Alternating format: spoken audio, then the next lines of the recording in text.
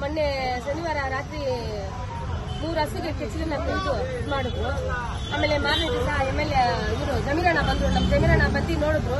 ನೋಡ್ಬಿಟ್ಟು ಅಮ್ಮ ಈ ತರ ಆಗಿದ್ರಲ್ಲಿ ನೀನ್ ಜೀವನ ಮಾಡೋದಾ ನಿಮ್ಮ ಅಣ್ಣ ಅಂತ ಹೇಳಿದ್ರು. ಹೂ ಅಂತಂದೆ. ಸರಿ ಆಯ್ತಮ್ಮ ಅದಕ್ಕೆ ಏನಿದೆ ಪರಿಹಾರ ಮಾಡ್ಕೊಡ್ತೀನಿ ಅಂತ ಹೇಳಿದ್ರು. ಮಾರನೇ ದಿವಸನೇ ಇಳಿಸ್ಬಿಟ್ರು ಹಸುಗ್ಲಂಗಿ 3 ಹಸುನ ನಮ್ಮ ಜಮೀರಣ್ಣ ತಂದು ನಿಲ್ಸಿದ್ರು. ನಮ್ಮ ಅಣ್ಣ ಬೇಡ ಅಂದ್ಬಿಟ್ಟ. ಬೇಡ ಅಂದಿದ್ದಕ್ಕೆ ನನಗೆ ತುಂಬಾ ಬೇಜಾರಾಯ್ತು. ಸರಿ MLA ಸಾಹೇಬ್ರನ್ನ ನೋಡಿ ಜಮೀರಣ್ಣನ ನೋಡಿ ಸಾರಿ ಕೇಳೋಣ ಅಂತ ಬಂದೆ. ಮತ್ತೆ ಒಂದು ದೊಡ್ಡ ಶಾಕ್ ಕೊಟ್ರು ನನ್ಗೆ. 3 ಹಸುನ ಕೊಡ್ಸಿ ಸರಿ ಅಮ್ಮ ನೀನ್ ಸಾರಿ ಕೇಳೋದಿರ್ಲಿ ಒಂದ್ ಕಡೆ, ಸರಿ ನನ್ಗೇನಾದ್ರೂ ನೀನ್ ಮಾಡ್ಬೇಕಾದ್ರೆ 3 ಹಸುನ ತಗೊಂಡೋಗಿ ನನಗೋಸ್ಕರ ನೀನ್ ಇಟ್ಕೋ. ಇದುವರೆಗೂ 15 ವರ್ಷ ನಮ್ ಸಾಹೇಬ್ರ ಜೊತೆ ಇದ್ದೆ. ಇನ್ನು ನಾನ್ ಸಾಯೋವರೆಗೂ ವಿಶ್ವಾಸದಿಂದ ನಮ್ಮ MLA ಸಾಹೇಬ್ರ ಜೊತೆ ಇರ್ತೀನಿ ಅಂತ ಅಂದ್ಬಿಟ್ಟು ಜಮೀರಣ್ಣನ ಜೊತೆ ಇರ್ತೀನಿ ಅಂದ್ಬಿಟ್ಟು ಪ್ರಮಾಣ ಮಾಡ್ತೀನಿ. ಅದರಿಂದ ಬೆಳಿತಿದ್ವು.